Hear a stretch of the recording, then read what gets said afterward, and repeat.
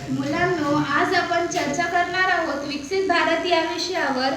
सांगा पाहू, विकसित भारत म्हणजे काय? मॅडम, जिथे आपण सर्वांनी शिक्षण घेतो आणि नोकरी मिळवतो तो देश विकसित असतो. आणि जिथे गावात सुद्धा रस्ते, वीज, इंटरनेट आणि रुग्णालय असतात. अगदी बरोबर. पण भारत विकसित करायचा असेल तर आपल्या सर्वांना मिळून काम करावे लागेल. नमस्कार काकू, काय करताय? बाळा, आता मी नवीन तंत्रज्ञान वापरतोय. ड्रीप सिस्टीम आणि सोलर पंप लावलेला आहे. आता कमी पाण्यातही जास्त पीक येतंय. वा काकू, तुम्ही आधुनिक शेती करत आहात, म्हणजेच हा खरा विकसित भारताचा मार्ग आहे. हो बाळांनो, जर शेतकरी पुढे आला तर देशही पुढे जाईल.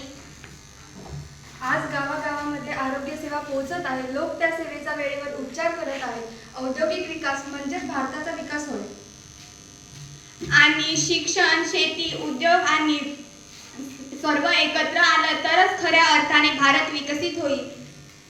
मुलांनो, लक्षात ठेवा, भारत विकसित सरकार एकटी करू शकत नाही. आपण सर्व नागरिकांनी मिळून देशासाठी काम केलं पाहिजे.